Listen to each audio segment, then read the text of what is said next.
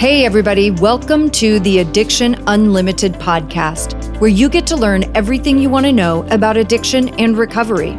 I'm your host, Angela Pugh, co-founder of Kansas City Recovery, life coach, and recovering alcoholic. To learn more about me, you can listen to episode 0 on your podcast app or find us on the web at addictionunlimited.com. Hey there. Welcome to episode number 150 of the Addiction Unlimited podcast. I'm your coach, Angela Pugh. Thank you for hanging out with me today, listening to the pod. I've got a really good topic for you guys today that I'm pretty excited to dig into. I feel like these are some things that we talk about pretty frequently. I get questions about this pretty frequently in very different ways. So I wanted to do a deep dive and really get into the particulars of what all of this stuff means and how it goes together. So maybe you guys can apply it to your personal situations a little bit easier, right? Because all of this learning, self-help, personal development, life change stuff only works if you can take the concepts, really understand the concepts, and apply them to you and your life in a way that makes sense. We're going to talk about the difference between sobriety and recovery. Obviously, on some level, those things go together, right? For me, as an alcoholic, I couldn't even start recovering until I got sober. I had to have a clear mind to be able to see things clearly, but also I had to have the energy and fortitude, and I had to develop the persistence, resiliency, all those things to be able to recover. So sobriety, being clean and sober means I'm no longer using drugs, drinking alcohol. And that's a little bit different for everybody, right? I never used drugs. I was a little afraid of drugs. So that wasn't necessarily a part of my story. I mean, I smoked pot some when I was young. It was never really my thing. It was never something I loved. And a lot of times it made me sick. I was just a good old fashioned drunk. I would rather drink than do anything else. Nothing else really fascinated me. But other people are exactly the opposite, right? I know plenty of people who were predominantly drugs and alcohol didn't interest them. So clean and sober just means we're not using the substances anymore. And I did a video, I think it's on my Instagram on IGTV, or maybe it hasn't posted yet. I don't know, you guys. I can't keep track of everything everywhere anymore. But I have a video coming out, or maybe it's already out, who knows, about smoking pot, because I get this question a lot. Can you smoke pot and still call yourself sober? And the one thing, you guys know I am all about personal responsibility. So the one thing I want to say about this is people's definition for themselves is theirs for themselves. I am not here to judge anyone on how they do it, what they consider sober. There are some people that have separate dates. I haven't done drugs since this date and I've been alcohol free since this date. Listen, this is such a personal thing. And I don't care how you do it, right? I want you to do it however you're comfortable doing it. I want you to be in a consistent forward motion, consistently healing, getting better, doing better, feeling better. But I can't get into all those details for every person, and I am not judge and jury of all that stuff, right? There are a lot of states now where pot is legal, so people think that it's perfectly fine to smoke pot and call themselves sober. I guess you could really technically say the same thing with cigarettes, right? I mean, it's an addictive substance too. So is caffeine. So I don't know how much you want to get down in the nitty-gritty. I have to know what is the right thing for me. And that's where I want you to focus. What is the right thing for you? It is not your job or your place to decide for anybody else, right? So I want you to just be with you where you are. For me, I am an abstinence-based person. Abstinence means I abstain from that which I can't do well, right? Which is alcohol or really any substance. Like, you guys, I promise you, there's nothing. I'm so grateful I never did drugs because I'm so compulsive and out of control.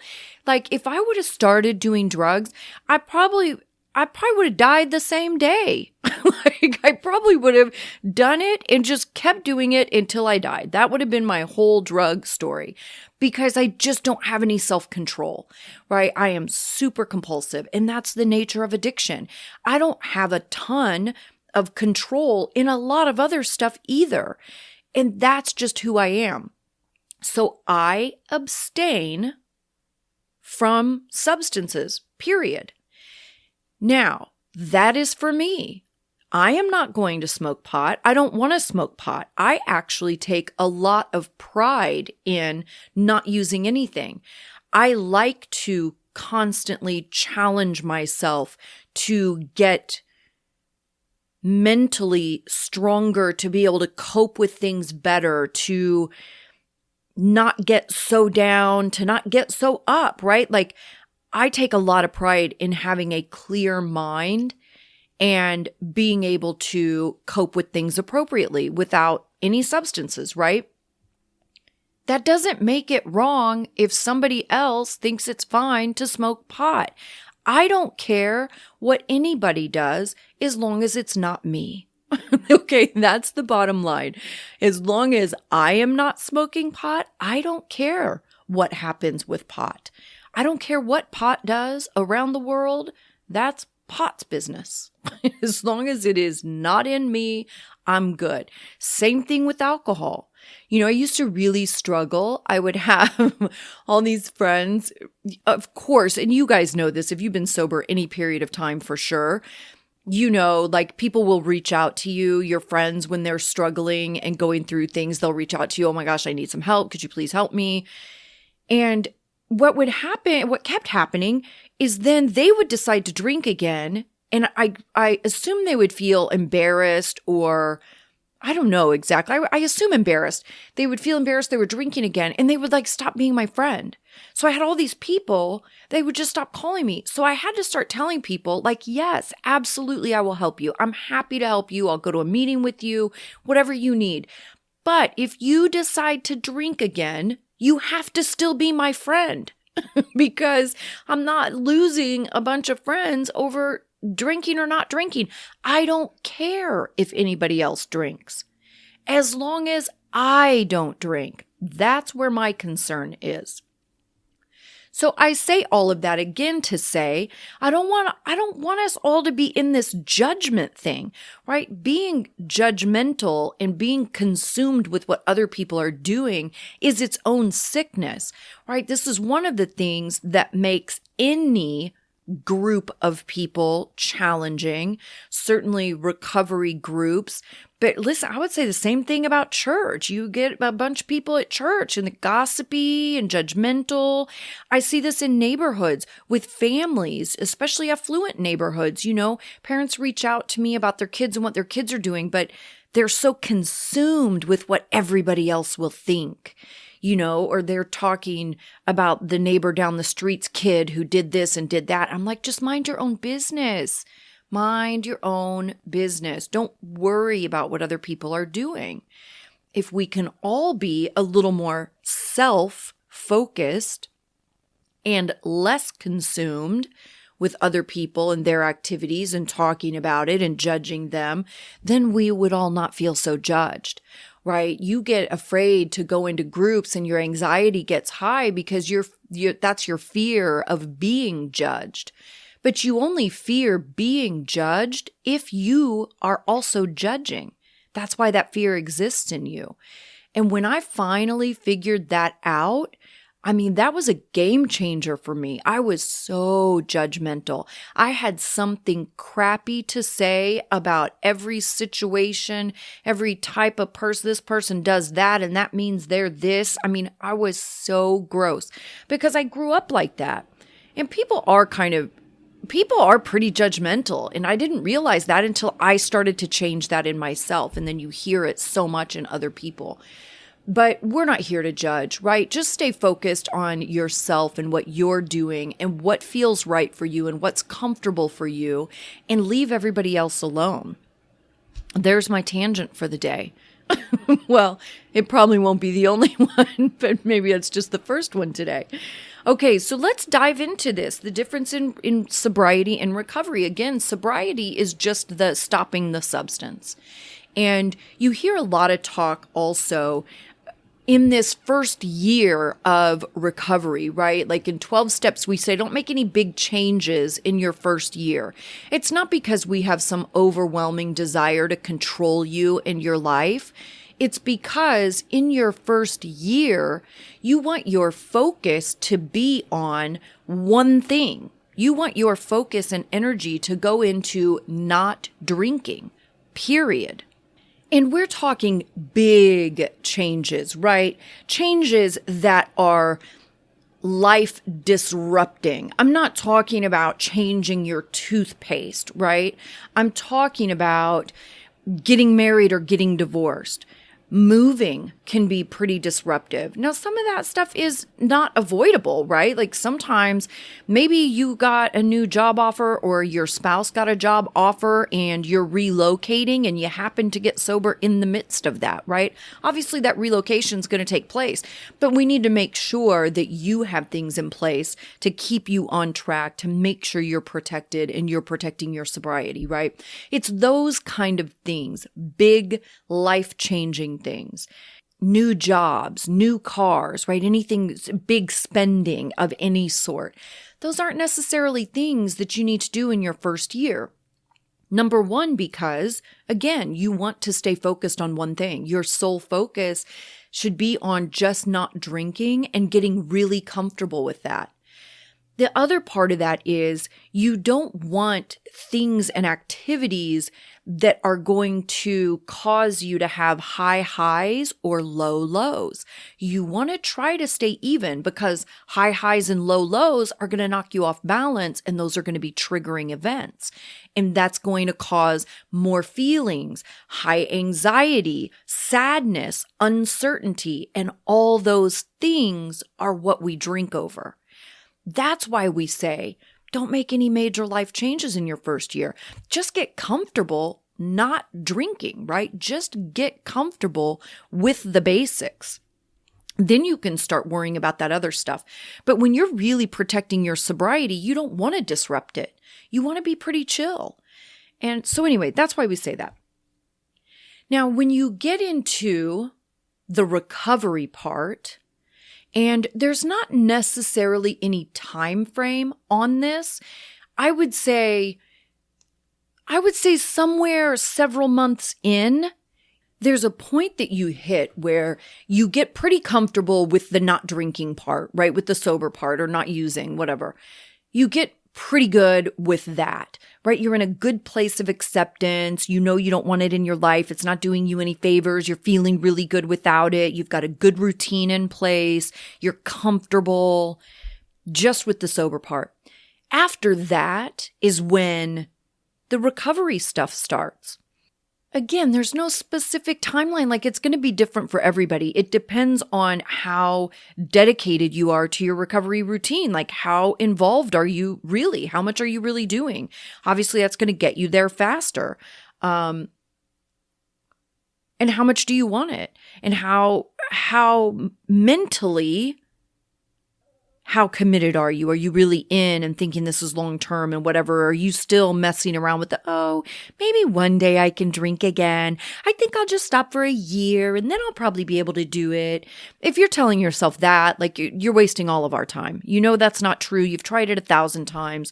Just move the F on, right? At some point, we've got to let all that ridiculousness go because you've tried to control it so many freaking times.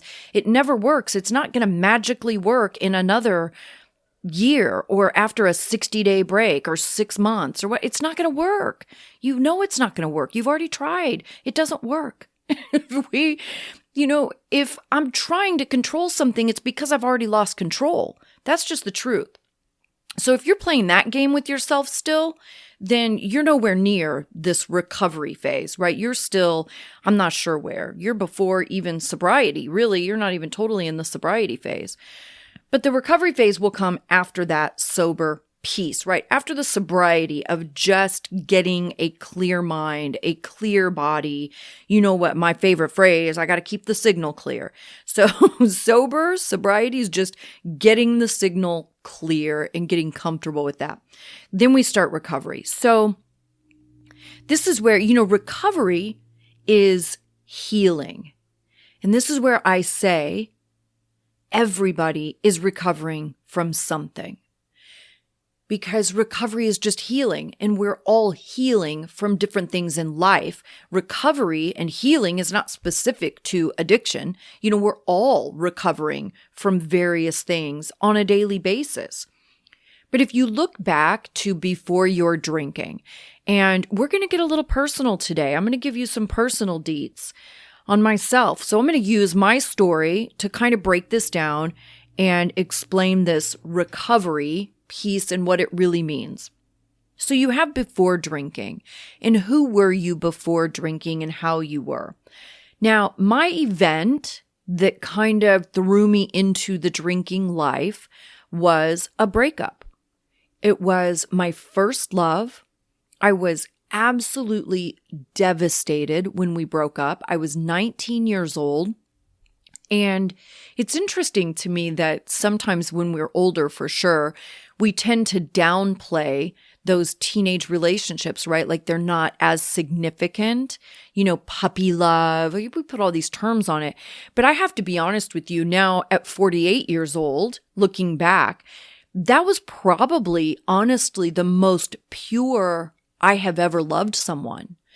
Because I was so open to it. I had never had heartbreak before. I didn't have any reservations. I wasn't weird. I didn't have fear, right? Like now I walk into a dating relationship with, 200 years of baggage behind me. But in that first real love, like I was just completely 150% open to everything because I didn't know any better. And it was the most pure I have ever loved anyone, right? Which is without any drama. And it was beautiful. We had a great relationship. We didn't fight. We got along really, really well. So the breakup was very unexpected. And this is where my stubbornness came in too, because I was too stubborn to reunite. I'm sure nobody's surprised by that one. But let's look at, so that was my event that catapulted me into my drinking life. And let's look at the side effects of heartbreak, right? What happens when you're in that state of mind? We've all been through this. We've all been divorced or have had breakups. We've all gone through this stuff. You know how bad it feels. It is, it's so much. Horrible anxiety, right? Your anxiety goes through the roof. You just feel terrible. Your self-esteem takes a hit. You start to question your value and your worthiness. You start to question everything you did. Are you good enough? Did you do it right? I could have done this better. I should have done this. I should have said that. You feel some rejection, totally normal in any kind of breakup. You feel rejected. And then you're going through all the stages of grief too. There are 5 stages of grief, and you go through all of that stuff when you're breaking up. It's its own mourning process. So when I had all of that going on, those feelings for me were so big, I couldn't cope with them. And that's when I started going out and I started doing a little bit of drinking. And when I started going out and doing a little bit of drinking, that's when I stopped maturing. And this is why, fast forward so many years, when it's time to get sober, we're super immature, right? Because you really do stop maturing. They say you stop maturing at whatever age you start using and drinking regularly, because you stop developing coping skills. I'm no longer learning how to cope with my feelings and troubleshoot and get through my life. I'm just drinking to numb them. So again, fast forward, I got sober at 33 and a half. At 33 and a half, I literally was about 18 mentally and emotionally.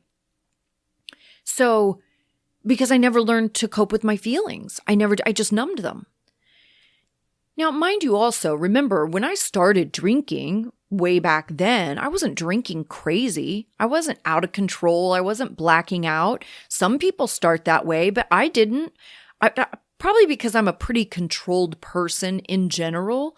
So my drinking didn't get way crazy out of control till the end. I had many, many, many years of drinking that was out of control in a life sense, but not in the sense of blacking out, acting crazy, screaming, crying, drunk. I had those moments, but, years and years apart, few and far between. So I stopped maturing, right? So I have all these big feelings. I have all these side effects of heartbreak. My self-esteem now is lower. My anxiety is higher. I'm questioning everything about myself. I have a sense of rejection, going through the stages of grief. I have all of this going on. And instead of learning how to deal with any of that, I start drinking because it makes me feel better, right? So let's break down higher anxiety. What happens when you have high anxiety? When you have persistent anxiety, it leads to fear and worry, right? That's what anxiety is. Fear and worry cause you to retreat from life and activities. When you get scared, you no longer want to be out really living your life and doing things. You start to settle. You start settling for smaller things or things that are not exactly what you want, but they're okay because you're too scared to go out and get what you really want. And you're scared of the rejection. You're scared of the judgment. You're scared of the failure. That's everything that comes with anxiety. So think about how much your life is affected if you're living with some persistent anxiety. Think about how many choices in your life are different because you're functioning from a place of fear and worry and anxiety. This also, heartbreak especially, when you get your feelings hurt, we tend to blame the person that hurt our feelings instead of taking responsibility for our feelings. If you say something to me and it hurts my feelings, most people's reaction is to get mad. Oh, I can't believe you said that to me. When really, if you say something that hurts my feelings or causes me any kind of feeling, it's my feeling. That's my responsibility. There's nothing wrong with you because you pushed the button. It's my button, right? I got to figure out where's that button coming from. That's my button. It's my responsibility. Let me figure out why I have that button and what can I do to be better. So when we have these breakup situations and we feel that, we get that hurt feelings and our ego is bruised and we feel that sense of rejection, we can start to get angry at whoever we date, whoever you date, whether it's boys or girls. We can get angry at boys and girls because we're hurt and we don't know how to deal with it and we feel rejected. And the knee-jerk reaction again is to blame the person or situation or thing that hurt our feelings instead of taking responsibility for the damn feeling. So if you have anxiety and fear, are you really making great choices? Or are you editing your choices to accommodate your fear and anxiety? When you settle for something that's not exactly what you wanted, it's not quite right, it's not the exact fit, but it's good enough. When you settle, then you're disappointed. Then you're living a life that's not exactly how you thought it would be. And you don't feel good about that. And that creates that sense of loss and confusion. Like, what the heck has happened here? Like, what am I doing? These are the things we start to address in recovery, right? This is the stuff we start to learn in recovery. After we're sober, we have to get in that healing process. And these were the pieces for me that I had to heal over the course of a long time. Like, obviously, you don't do all of this stuff in a moment, right? You're not like, well, this week I'm going to heal fear and anxiety. It doesn't work that way. This is a lifelong journey. And sometimes I get really good, and then sometimes I take some steps back and I have to refocus. This is a lifelong journey. So let's talk about the self-esteem part of that. just the heartbreak. We're still talking about the side effects of heartbreak, right? And this is where I was in my life. This was my journey. So when my self-esteem takes a hit, that also affects my dating choices. It affects the jobs I went for. It affected my finances and my spending habits. It affected who I was friends with and places I went. It affected the clothes I wore, my obsession with appearance. All of that revolved around my low self-esteem. And when you think about all those pieces, when I look back on my 20s and a good portion of my 30s, and I think about that self-esteem piece and how many pieces of my life were affected just by that, it's like, holy crap, that was everything. It was everything, and it was really hard. So in my recovery, I had to address that. I had to heal that self-esteem. And in some ways, it's not nearly as hard as you think. At the same time, as everything in recovery is, it's delayed gratification. And we're not good at that. We're typically instant. We're wired for instant gratification. So delayed gratification is challenging. When you're in recovery and you're healing yourself, you're playing the long game now.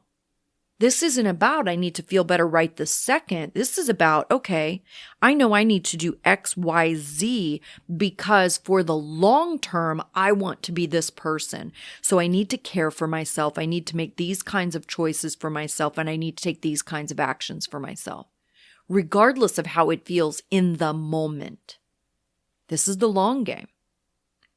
And that self-esteem also made me codependent and inferior. And I didn't stand up for myself.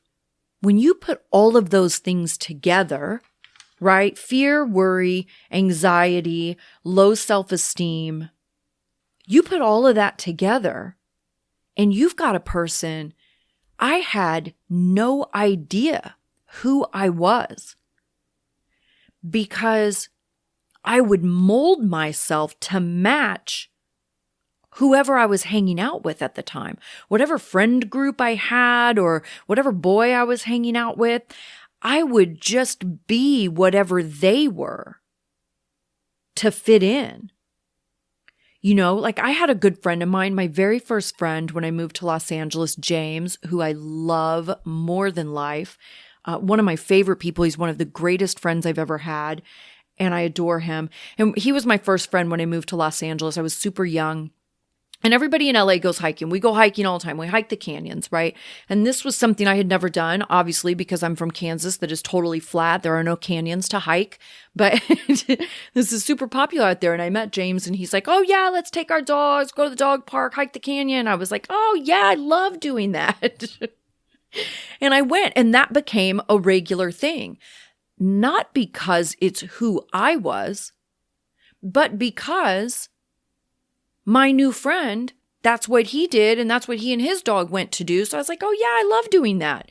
And I went to do it. But you see what I'm saying? Not that it was bad. I loved doing it. I really did. I ended up loving doing it.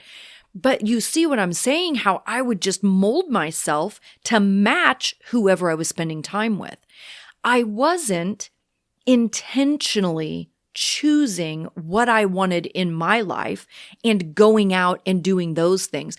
I wasn't saying like I'm a singer, right? I wasn't sitting back going, well, I love to sing. And I sang all through high school and I did musicals and I love singing. It's such an important part of my life. And I still sing a little bit today, obviously not nearly as well because I haven't had any coaching or practice in a long time like I did back then. But it would have made more sense if I was in my life pursuing doing some kind of singing because that's what made me happy. But I didn't do that at all because I didn't have the confidence.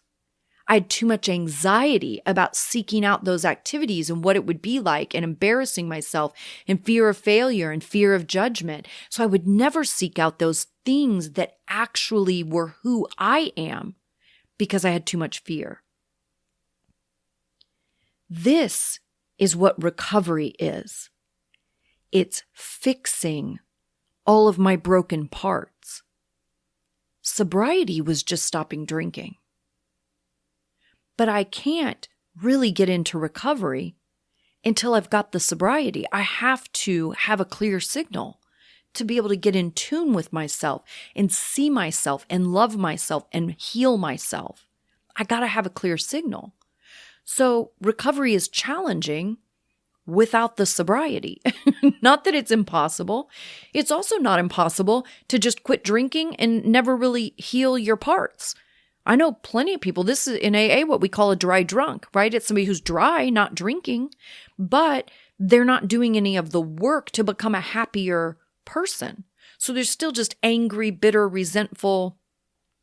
And this is what happens in the world, right? If I don't address my issues, if I don't address how I have let myself down and how I have settled and how I have lived in fear, if I don't address those things and heal those things, then I just end up bitter and resentful, blaming the world for my problems because I'm too scared to get off my buns and make the life that I want. That's how we get bitter and angry and resentful. Because we're not living in who we really are and we're not really taking action. We're just being fearful. It's okay to have fear, you guys. Fear is very helpful. Fear helps keep you safe and assess risk. That's why you have fear. What I didn't like in myself is when fear would hold me back. I wouldn't do things and pursue things that were true to my heart because I was so fearful of these outside things. See, when you heal your self-confidence, you don't have any interest in the outside things. I have zero interest in what somebody else thinks of me. I have zero interest if somebody is judging me, if somebody's watching me, if somebody's talking trash on me. I don't care. It doesn't affect me because I know who I am. Because I have built me. I don't need validation from other people or outside things or sources. When you heal yourself, you get all of that from within. That's what recovery is. Slowing down, looking inward, and figuring out exactly who I am so I can create a life that makes me happy, that I can be proud of. It's healing. So I'll give you a quick rundown of like my first things. You guys have heard me say this on 1,000 episodes. The first thing I worked on in my recovery was my temper and not catastrophizing everything. My temper was so ridiculous. I was a mean little thing, but I would catastrophize everything. So as soon as something didn't go my way, I'd be throwing a temper tantrum and yelling and condescending, and I was mean. And I had to slow down and realize that every tiny thing wasn't the end of the world, and it didn't require me throwing a temper tantrum. Like I had to have these moments of just getting over myself and realizing how ridiculous and immature I was behaving and how much my behavior resembled a toddler. That was a lot of my journey too. It's like catching myself in these situations and going, oh my gosh, I'm behaving like a 5-year-old. That's pretty impressive, especially in your 30s. That's a good look. So it is just slowing down. And that was the first thing I did. Work on my temper and just being quiet, right?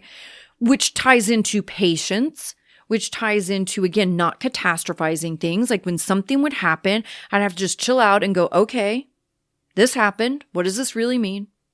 Do I need to freak out and throw a fit, or do I need to just get in the solution? And this is where my solution thing comes in. I don't want to be stuck in the problem, you guys. Problems are not even interesting. There's a million of them. They come every single day. Who cares? Everybody's got problems. There's always going to be more. It's never going to stop. Yay. Let's get in the solution. Cool. Problems, great. How do we fix them? What can I do? What can I do to feel better? What can I do to be braver? What can I do to live in alignment with who I am and creating the life I want? And I knew for me, I did not any longer want to be the person with that hair trigger, freaking out at the drop of a hat, shredding somebody with my words, making them feel terrible with all that judgment and condescension. That was not the person I wanted to be. That's who I was when I was so scared to death of life and every person in life and what they could do to me and how they could hurt me and how they could hurt my life. I had to step out of that fear and just own who I am and grow the fuck up. That's what I had to do. And that's what recovery is. No more hiding. It's just growing up. So that's where I started. And the next thing I did was anxiety, right? I knew I had to break down my anxiety because I knew it was holding me back in everything. I knew my anxiety and fear was holding me back from every single thing I ever wanted to do, from everything I ever dreamed of doing. And I knew it would continue to do that in my sobriety if I allowed it. So I had to jump on the computer and do some Google searching and figure out how to start breaking down anxiety. And this is a lot of stuff that we work on too in the 6-week program. But you have to figure that stuff out. And that was the beginning of my journey. It was my temper and not catastrophizing things, not throwing a temper tantrum. And then it was anxiety. And that kind of sounds like a lot, but it's really not because it all goes together. You know, like once I made a commitment to work on my temper, the first thing I did with my temper is I just made myself shut up. So as soon as I would want to lash out at somebody and start being mean, I would make myself just be quiet. Just pause and be quiet. Shut your mouth for once in your damn life and think something through and think about how you want to respond instead of responding like a freaking lunatic and making everybody around you feel terrible and not want to be around you. Because that's not what I want. I don't want people to not want to be around me. I mean, that was horrible. So that's what I did. I hope this episode was helpful. It went a little longer than I expected, and I apologize for that. And I hope you got some good information. If you did love what we talked about in this episode, please take a minute and share it with somebody. Be of service to those around you. Do something kind for the people you love. Compliment a stranger. Whatever it is, be of service. How can you make somebody else's day better? Start there today. I love you guys. I hope you are having a fantastic day, and I'll see you next week. You've reached the end of another great episode of the Addiction Unlimited podcast. Candid and honest conversation about addiction and recovery. Be sure to visit us at addictionunlimited.com to join the conversation and access show notes and links to everything we talked about. Love this episode? Please take 30 seconds to subscribe, rate, and review on iTunes to help us improve and give you the information you want. Thanks for listening. See you next week.